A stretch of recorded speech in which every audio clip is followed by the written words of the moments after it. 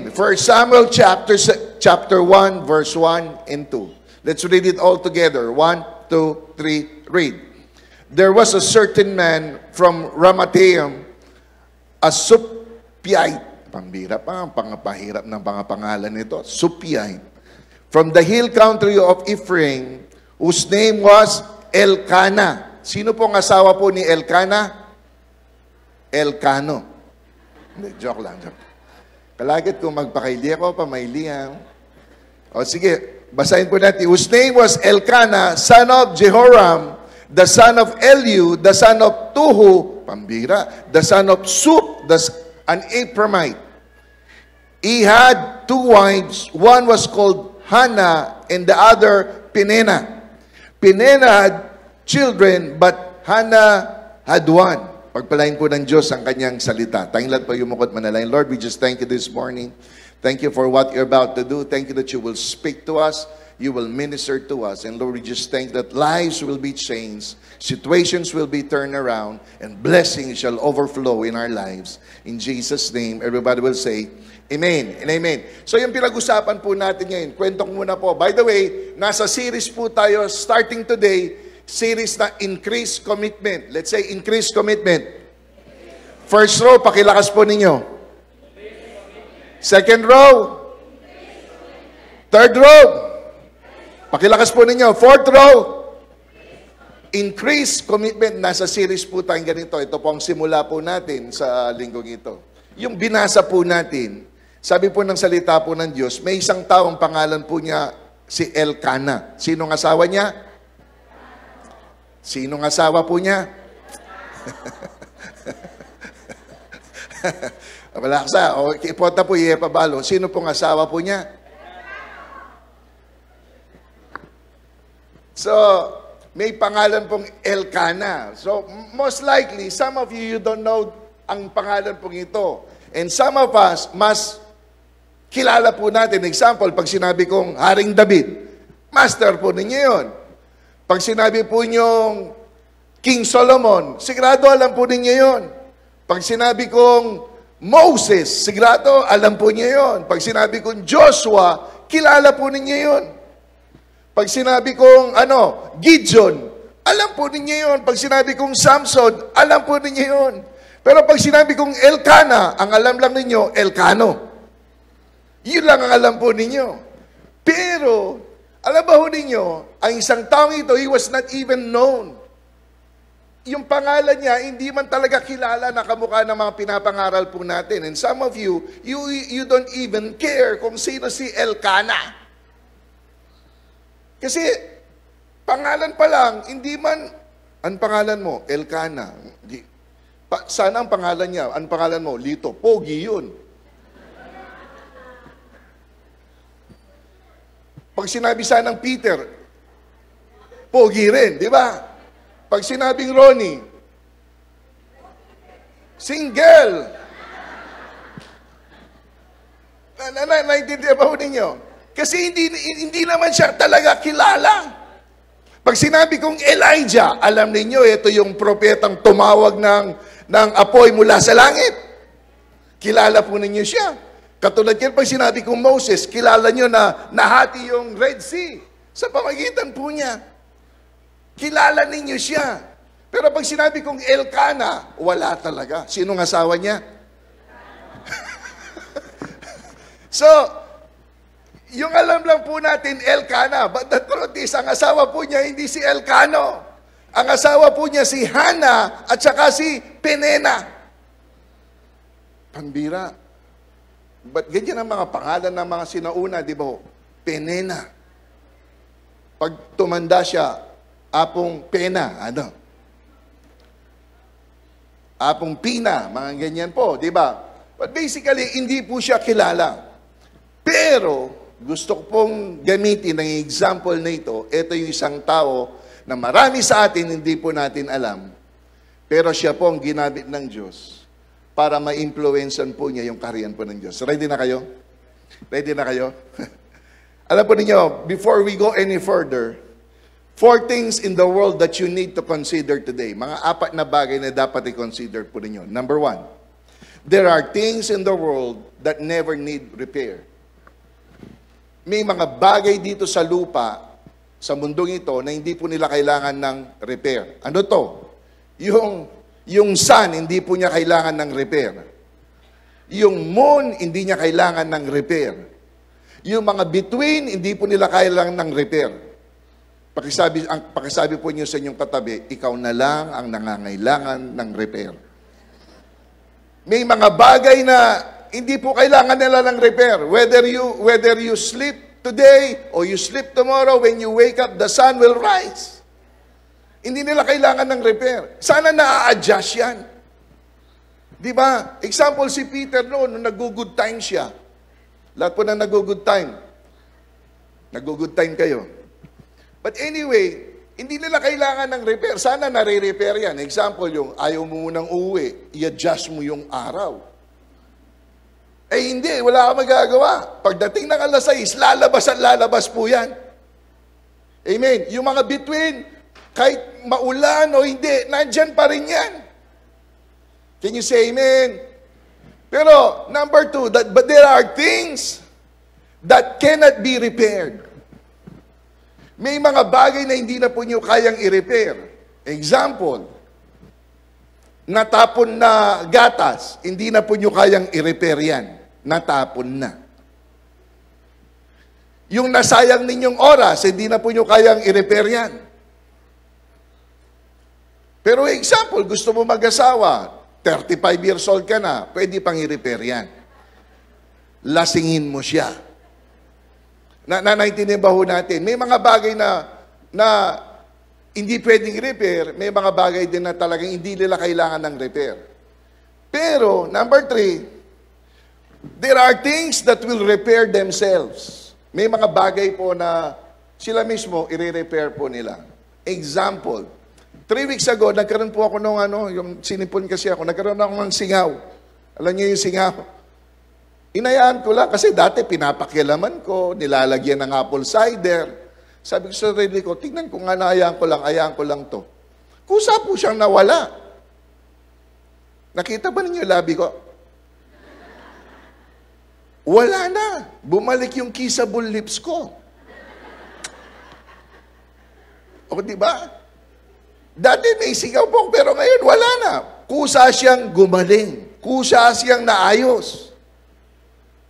Amen. Di ba niyo napapansin? Kasi yung katawan po, may process, yung healing process po, it takes 7 days for that process na mangyari po para gumaling ka.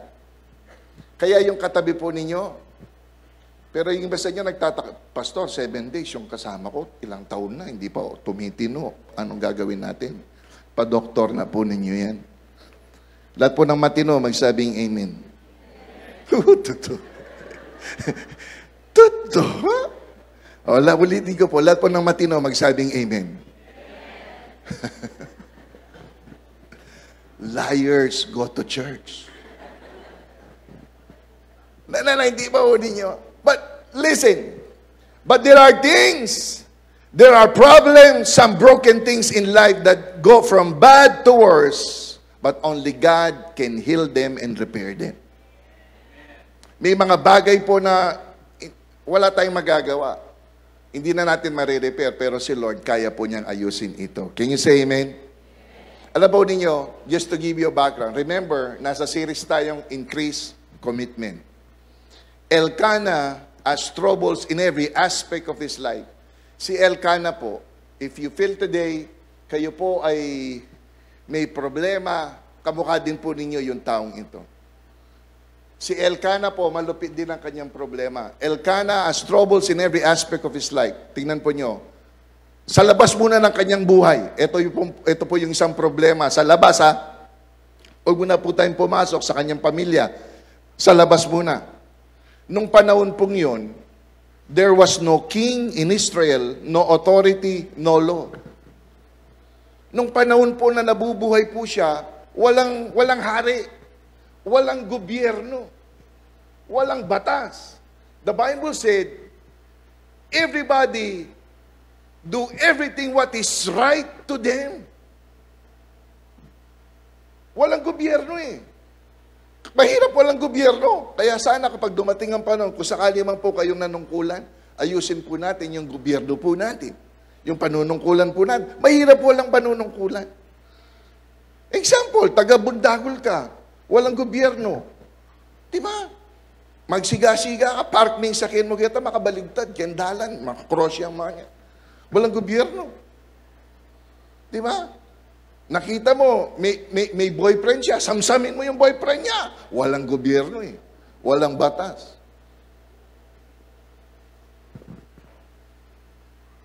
Diba? Yung sabihin mo, kahit hindi ka tumama sa wedding, tumama ka. Makipag-away ka sa kobrador. Lahat po na nagwi-wedding, magsabing amen. Meron! Pero the truth is, mahirap yung walang gobyerno. Pero at that time, ganyan po sila. Walang gobyerno, walang batas, walang authority. Kahirap na walang authority. Bigyan ko po kayo ng example. Sa bahay na lang. What if walang authority sa bahay? Beruga na kang mamo, authority eh. Pinalo ka ng nanay mo, di kunin mo rin yung pamalo, paluin mo rin siya. Walang authority eh. Ang ganda sana, no? Palagay ninyo, pwede ba yon? Yung mga bata, pwede. Mga lumpula din pengarita mo, di ba? But the truth is, kahirap po, ito yung problema ni Elkanah at that time. Walang authority, walang hari. Ginagawa nila yung gusto nilang gawin. Walang magbabawal eh. Palagay ba ho ninyo, mahirap yun? What if, isang example pa, sa simbahan na lang, walang authority dito. Gawin ninyo yung gusto mo. Katulad kanina, may kumakanta, feeling mo, ikaw ang song leader. Samsamin mo yung mic. Ikaw ang kumanta. O kaya, tumayo ka dyan habang nagsasalita. Ako sabi niya, sandali lang, ako na muna. O ganyan, pwede yun. Walang authority. Mahirap po yun. Yun ang isang problema po at that time. Tapos, ang isang problema po niya, second problema po niya, inside the church. May simbahan po at that time. Ang problema, ito po. Ready na kayo? Yung leader nila, o yung priest nila, o yung pastor po nila, si Eli. Sino si Eli? Asawa ni...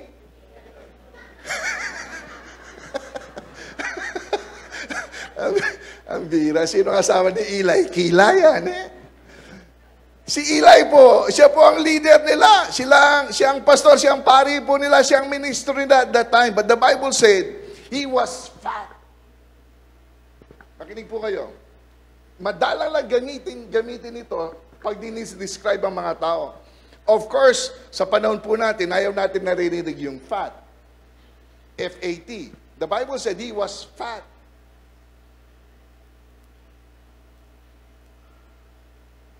Imaginean po ninyo, what if ang pastor po ninyo, I am fat?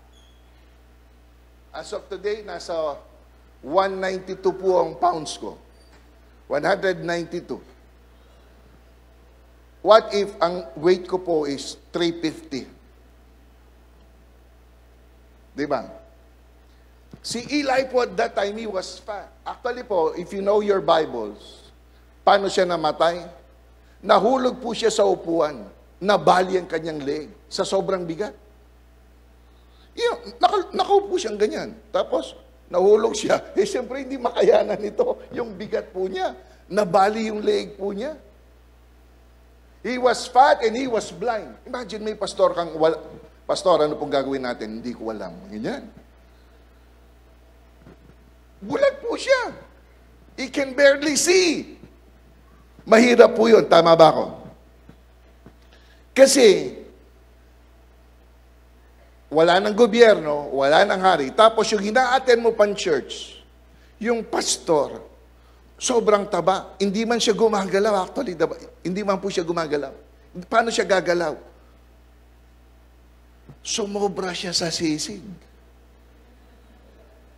Nakakakain siya ng 10 crispy pata. Paano yun? Tapos, hindi ba niya alam anong direksyon na patutunguhan ng mga tao? He was blind. Wala siyang vision. Tapos ang problema pa ni Eli sa simbahan po nila, ang problema pa nila, yung anak, muntik na ako nadalas, yung anak ng pastor, yung anak ng leader po nila, yung anak ng pare, yung anak ng saserdote,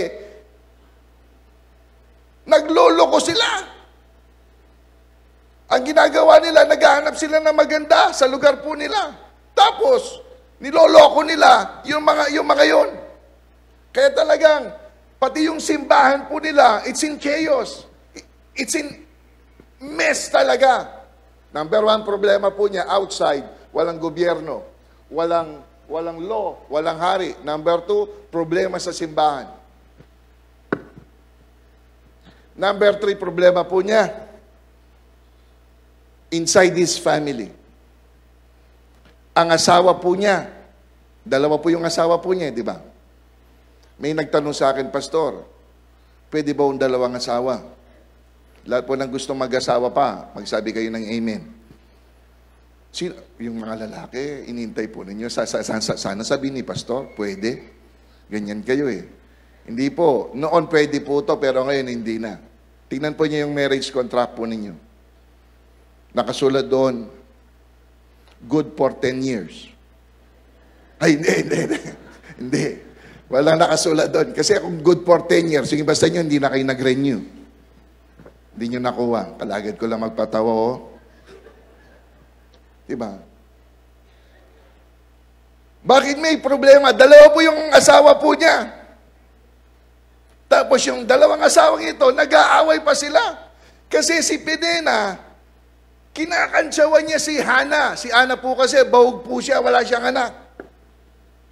Nung unang panahon, kung sino ang may anak talaga, sila po talaga yung parabang kinikilala.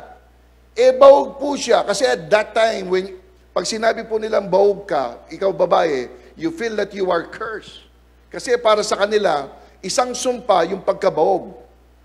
So, ang nangyari po, hindi siya magkaanak. So, they feel na talagang bahog siya.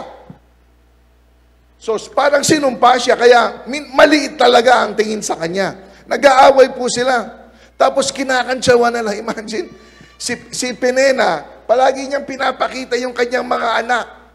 Siyempre, natural lang naman, di ba?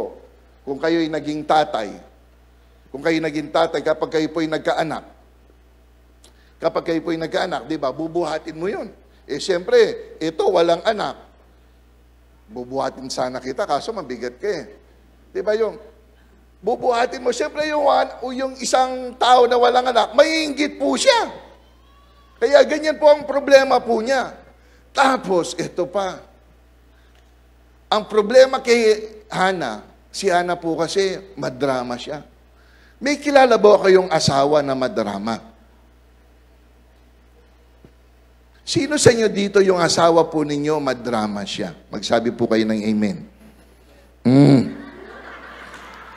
Takot kayo, di ba? Sino sa inyo dito yung asawa? Magmatapang naman kayo, pagkakataon po ninyo to. Sino sa inyo dito yung asawa po ninyo, madrama?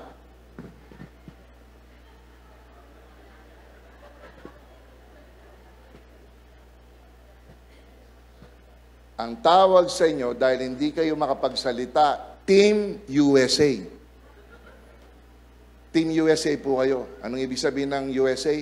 Under, sa asawa.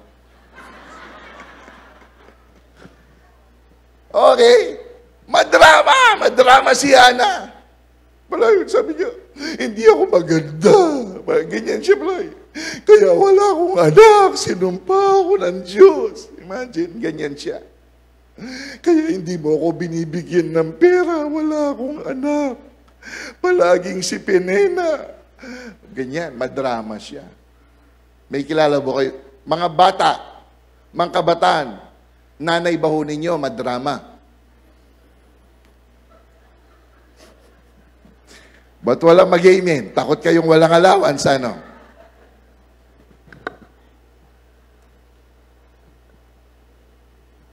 Trouble in the home, trouble outside, trouble in the church, nothing is right.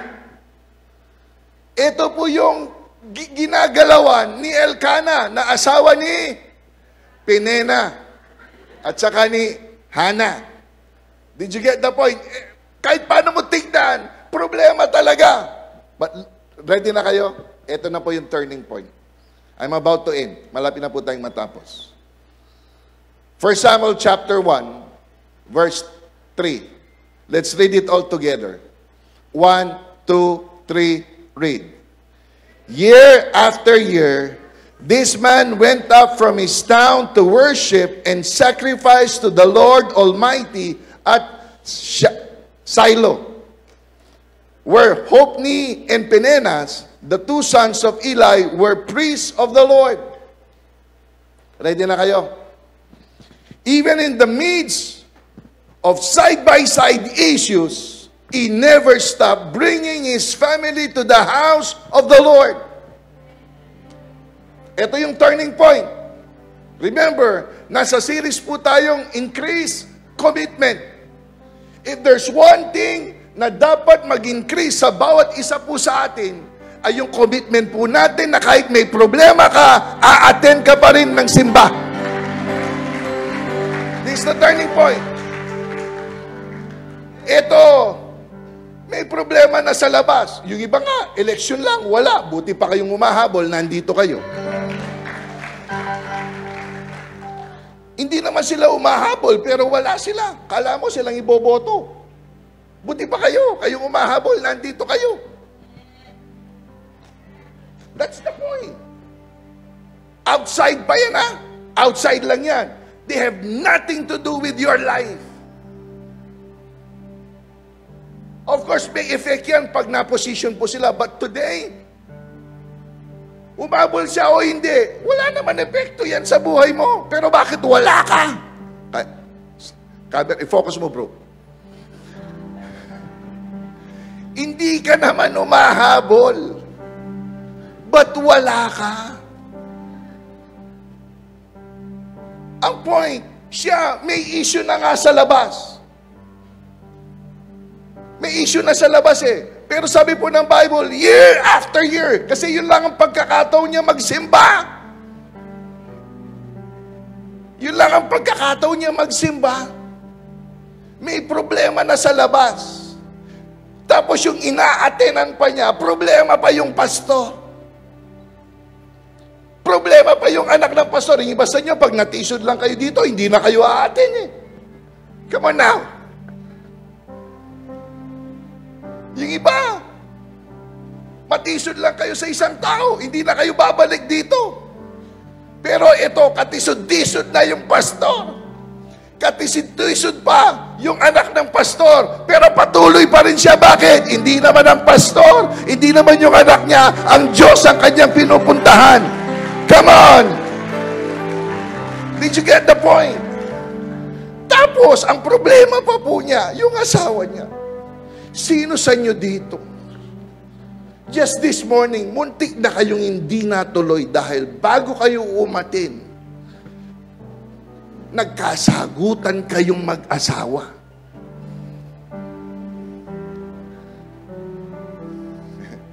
Hindi, tangal ba? That's the point. Iba sa atin, may problema lang tayo sa pamilya, hindi na tayo dadalo.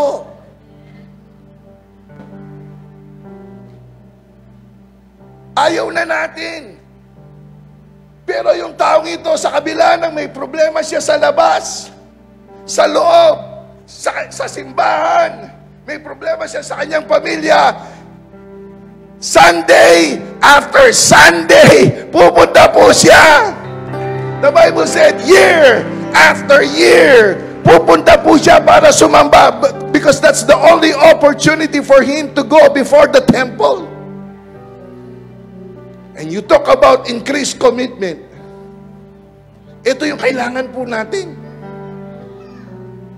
May problema ka sa barangay, may problema ka sa pamilya mo, may problema ka sa sarili mo, aba naman, punta ka sa simbahan ng Diyos. Amen. iba sa atin, problema. Kaya nga natatawa ko eh. Buti pa yung mahahabol, nandito kayo. Pero yung iba, wala. Buti pa, kayo, kahit nag-away kayong, di ba kayo no? Di ba? Buti pa kayong mag-asawa, nandito kayo. Kahit nag-away kayo. Lang niya yung asawa yung gulgul niya, pengunot me, pero migatin niya pa rin. Amen. Iba sa inyo, kahit minsan na-open kayo sa akin, pero nandito pa rin kayo.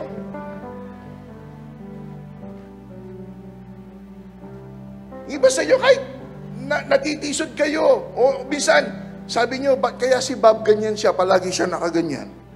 Eh, ganyan lang talaga si Bob. Ba't kaya si Di papalit palagi yung kanyang, yung hairdo niya? Ngayon, Koreano na naman siya, kamakailan pa lang, pulot siya. Pero nagpapatuloy pa rin po kayo. Can you say amen? Yung iba sa atin, dito pa lang sa church, pag tinamahan kayo, hindi na kayo babalik. Pero yung taong ito yung turning point. Ready na kayo? Bakit kaya nagagawa ni Elkana na asawa ni Hana at Pinena? Yan. Baka kayo, Elkano na naman, ineman po ba dingin eh, tinyang asawa. Ano kaya ang meron ni Elkana? Bakit sa kabila ng mga problemang ito, yung committed pa rin siya sa pag-aate niya? Anong meron siya? Anong meron sa kanya? You see, the secret, it's in its name. In his name. The word Elkana means, it means God. Kana means consume. El means God. Kana means consume. Kaya pag pinagdugtong mo yan, ibig sabihin is God consume. Is God consume. Sa Tagalog, yung consume, anong ibig sabihin ng consume sa Tagalog? Tinupok. That's why the title of today's message is, Tinupok, hindi tinopak. Tinupok, hindi tinopak. Huwag po niyong tingnan ninyong katabi. Ulitin natin, pakilakalas po natin. Tinupok, hindi tinopak. O, pakilakas. Pakilakas pa. Isa na lang. The secret is in his name. The name Elkana means God consume. Kasi yung isang taong consume siya, tinupok siya ni Lord. Kahit may problema, gagawin pa rin po niya. Yun dapat gawin po niya. Kahit mahirap, kahit masakit, gagawin pa rin po niya yun. And this is the start of the series, Increase Commitment. Na kahit may problema sa labas, may problema sa loob, tuloy pa rin yung pag-ano mo kay Lord. Amen. And some of us, yesterday, were so tired. Pagod na pagod po tayo lahat. And I appreciate po yung mga Prime 12 po natin. Tapos yung mga ushers, yung mga media, you did a very, very good job. Sabi ni Pastora Malo sa akin, sabi niya, nung pinag-pray po niya ako, sabi niya, O man of God, O man of faith, O man of excellence. Sabi po nila, kahit paano ka tumingin sa lugar na ito, you can see excellence sa lugar na ito. From the parking lot hanggang makarating ka dito. Naintindihan ba ho ninyo? Ang pangalan ba ho ninyo, Elkana na ngayon? Are you God-consumed? Diba? Kapag God-consumed ka, kahit anong problema, tuloy-tuloy pa rin. Tuloy-tuloy pa rin. Yung commitment mo, tuloy-tuloy pa rin. Can you say amen? Can you say amen? Amen. The Bible said, year after year, Elkanah came to Shiloh to worship and offer his sacrifice. It takes, all God needs is one God-consumed man to change the world. It takes one God-consumed o isang Elkanah para mabago po niya yung mundo. The Bible said that he did year after year, after year, after year, went to the temple to worship, regardless of all the things that are happening to him. Pastor, ano pong binunga ng increased commitment nito ni Elkanah? You know what? Ang unang nangyari, si Hannah. Si Hannah po, dati, babasahin ko na lang para mabilis po tayo. Si Hannah, she was not God-consumed at first. She has not encountered God yet. She was fear-consumed. She was depression-consumed. She was defeated-consumed. She was low-esteem consumed. Yun ang bumabalot sa kanya. Pero dahil may Elkanah siya sa buhay, meron siyang nagpapatuloy, may committed siyang Elkanah, the day came when Hannah visited the temple. You know the story. One day, Hannah visited the temple, and the Bible said, she started to pray. Sa sobrang panalangin po niya, wala nang boses na lumalabas sa kanya. Labi na lang ang gumagalaw. Labi na lang ang gumagalaw. Kaya nung makita siya na Eli, ito yung fat. Ito yung alos konti na lang yung kanyang nakikita. Sabi ba naman ng saserdote, lasing ka ba? Ano sabi po niya? Hindi. Sobrang inagpis ko. Ano po siya sabi niya? Sobrang inagpis. Sabi niya, kung bibigyan mo lang ako ng anak, ibabalik ko siya sa'yo. Yun po sinabi po niya. Ano po sabi po ng saserdote? Mangyari nawa ang nasa mo. And guess what? Hannah became pregnant. Look at me. And she conceived one of the most powerful prophet in the Bible. His name was Samuel. His name was Samuel. Sino si Samuel? Sino si Samuel? Sobrang powerful ito. Dahil yung mga puso ng mga Israelita, malayo na sa Diyos. Nung dumating siya, sabi niya, para alam ninyo na buhay ang Diyos. Whole day, walang nangyari kundi kidlat. Kidlat at duldul ako sana eh. Ano yung thunder, lightning and thunder, imagine. For the whole day, ganyan naman yan. Di ka ba matatakot? Di ka ba maniniwala sa Diyos? Ito po yung mas malupit. The Bible said, not one word He has spoken fell to the ground. Ganyan siya kapangyarihan. Ano man ang sinabi niya, pangyayari. And remember, it was this prophet Samuel who anointed the greatest king in Israel. He anointed David. Bakit? May tatay siyang, ang tatay niya ay walang iba kung hindi si El na asawa ni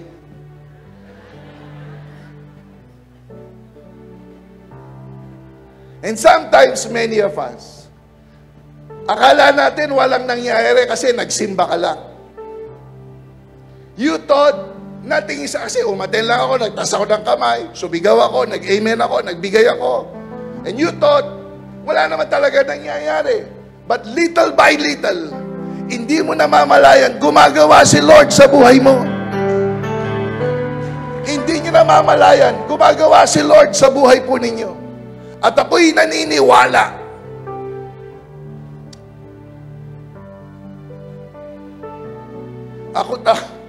Ako'y naniniwala. Yung pag-a-attend po ninyo, may kapupuntahan po yan. May kapupuntahan yan. Ang kailangan lang po natin, Sunday after Sunday. Sunday after Sunday. Patuloy ka lang. Yung problema mo outside, yung problema mo inside, God will deal with these things. Yung mga bagay na hindi mo kaya, si Lord, kaya po niya. Yung mga bagay na hindi nyo kayang kayang i-repair ni Lord ang mga bagay na ito. Yung mga bagay na hindi nyo kayang harapin ni Lord ito para sa inyo. All you need to do is come Sunday after Sunday after Sunday after Sunday after Sunday after Sunday. You go before the Lord to worship, offer your sacrifices, and God will do the things that you cannot repair by yourselves. Hindi nyo kaya, pero si Lord kaya po niya. Kaya po ni Lord yun. At ako'y naniniwala sa bawat isa po sa atin na makita po ninyo yung kahalagahan ng pag-a-attend po ng simbahan.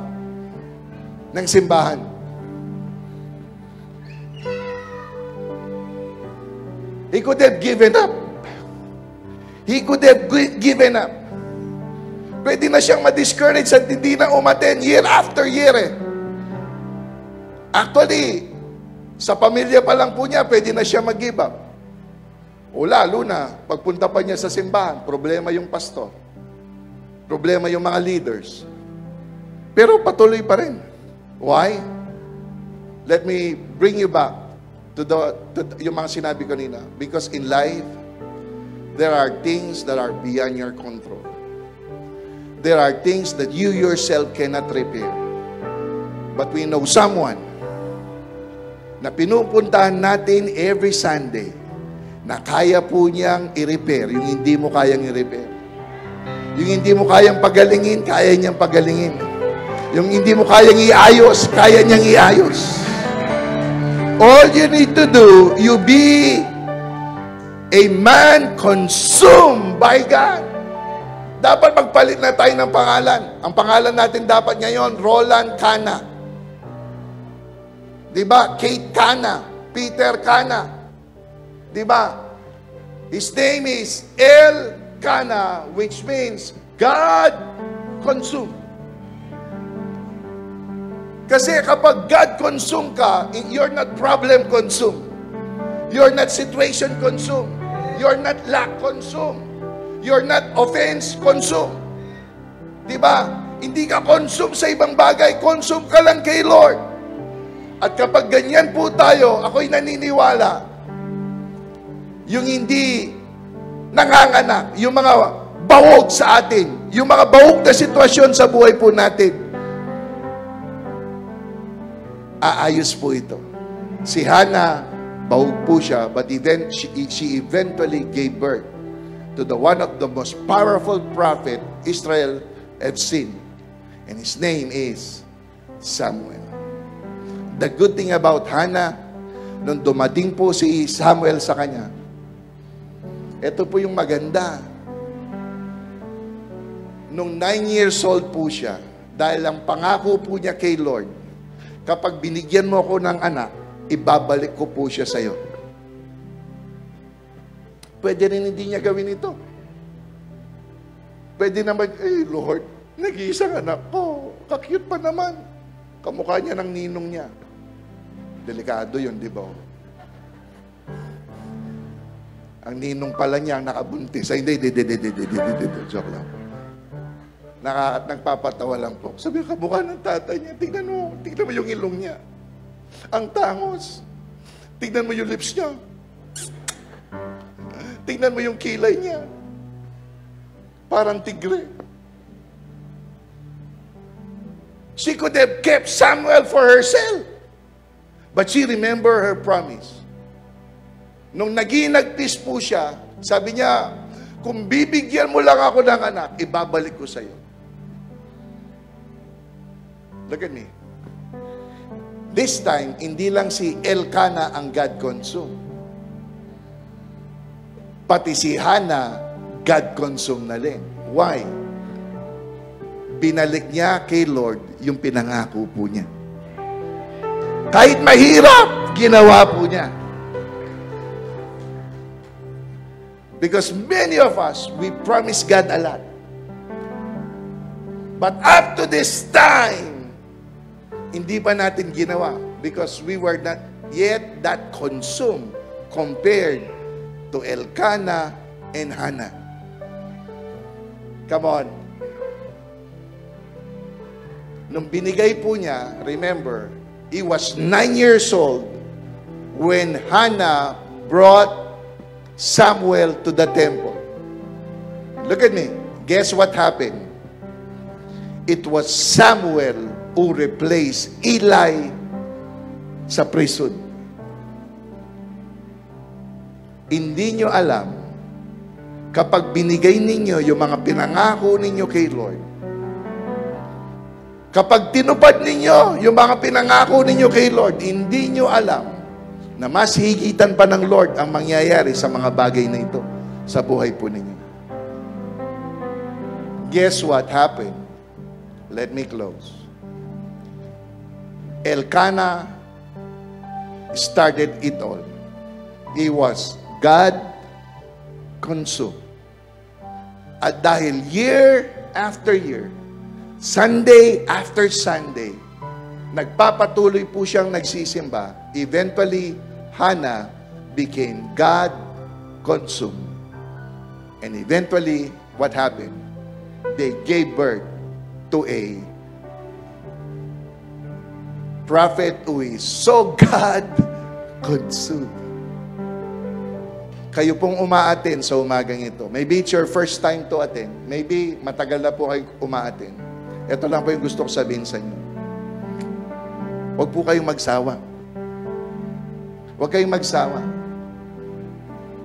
May Diyos na alam po niya yung commitment po ninyo. You have all the opportunity to give up. Pero ako'y naniniwala. Come on. Ako'y naniniwala. Alam po ng Diyos ang sitwasyon po ninyo. There are things that you cannot repair by yourself. But, kapag nag-increase po yung commitment po ninyo, you do it Sunday after Sunday. Sunday after Sunday. Given the opportunity to attend, kapag ginawa po nyo yun, yung hindi nyo kaya, si Lord po ang bahala dyan. Can you say amen? Can you say amen? Acts 16:31, it says, believe on the Lord Jesus Christ, and you will be saved, you and your whole household. Kayo pong nagpapatuloy na hanggang ngayon, hindi po ninyo naakay ang inyong mga pamilya, huwag po kayong mawala ng pag-asa. Si Lord po ang magliligtas sa kanila. Amen? And the day will come, every one of us will declare, Joshua chapter 24 verse 15, but as for me and my house, we will serve the Lord. Ito po yung gusto po natin marinig sa bawat pamilya.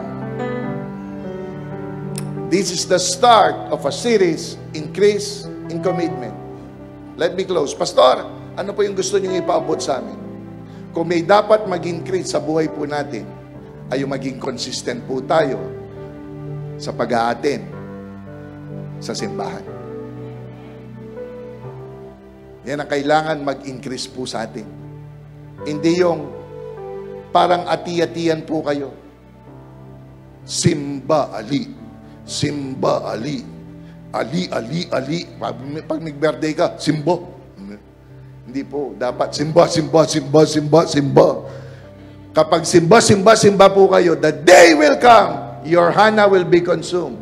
You're gonna give birth to your Samuel sa buhay po ninyo. Can you say, palakpakan po natin ang Panginoon. I want everybody to please rise. Pakisabi sa 5 katao, pakisabi sa kanya, magsimba ka palagi. Meron ba akong kasama dito na palagi po kayo magsisimba? Hallelujah. Thank you, Lord. Dakilain ka sa buhay ko sa lahat ng panahon, sa lahat ng panahon. Diyos ka sa amin, sa lahat ng oras. Nariyan para sa taas mo natin ating mga kamay, Noong Jesus, purihin ka. Dakilain ka sa buhay ko sa lahat ng panahon, sa lahat ng panahon. Diyos ka sa amin, sa lahat ng oras. Nariyan para sa amin, Panginoong Jesus. Purihin ka, dakilain ka, dakilain ka sa buhay ko. Di nagbabago, Diyos ka sa amin, tanging sandigan. Nariyan ka, Panginoon, Panginoong Jesus. Maghari ka, magliwanag ka sa buhay ko. Di nagbabago. Sige po, taasan po natin ang ating mga pag-aaway sa Panginoon, ang ating mga dinig. Sandigan, nariyan para sa amin, Panginoong Jesus. Maghari ka sa aming mga buhay, magliwanag ka sa buhay. Sambahin ka, Panginoon. Oh, di nagbabago, Diyos ka sa amin, tanging sandigan. Nariyan para sa Panginoon Jesus.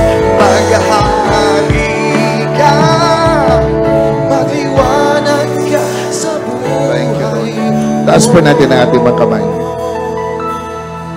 Lord, we just thank you this morning. I pray that the Word of God will penetrate the very core of our hearts. Tumimo ito sa aming mga puso, sa aming mga kaluluwa. Dalangin ko na patuloy pang mag-increase ang aming commitment sa pagdalo sa gawain, na lalo pang mag-increase ang aming commitment to honor the Sabbath, na lalo pang mag-increase ang aming commitment na kahit ano pang nangyayari sa aming mga buhay, sa labas ng aming mga buhay, sa loob ng aming mga buhay, magiging consistent po kami sa pagdalo sa mga gawain. Dahil alam po namin, may isang Diyos na nasa templo na alam po niya, kaya niyang remedyohin yung mga bagay na hindi po namin kayang remedyohin. Kaya niyang pagalingin yung mga bagay na hindi po namin kayang pagalingin. Dahil siya ang Diyos na makapangyarihan. Siya ang Diyos noon, ngayon, at magpakailanman. Lord, dalangin ko na ipuin mo ang bawat puso, na magkaroon kami ng malalim na nasa, na hanapin ka namin sa templo. Lord, we just thank you this morning. Nawa ang pangalan ni Elkanah, tumimo ito sa aming mga puso. Dahil salamat po, magbubunga ito ng pinagpalang Hana at pinagpalang Samuel sa aming mga buhay. May the Lord bless you. May the Lord keep you. May the Lord cause His face to shine upon you. May you experience His peace now and forever. May you be overwhelmed by the goodness of God. May you be consumed by God like Elkanah this week. I bless you now in Jesus' name. Everybody will say, thank you for watching.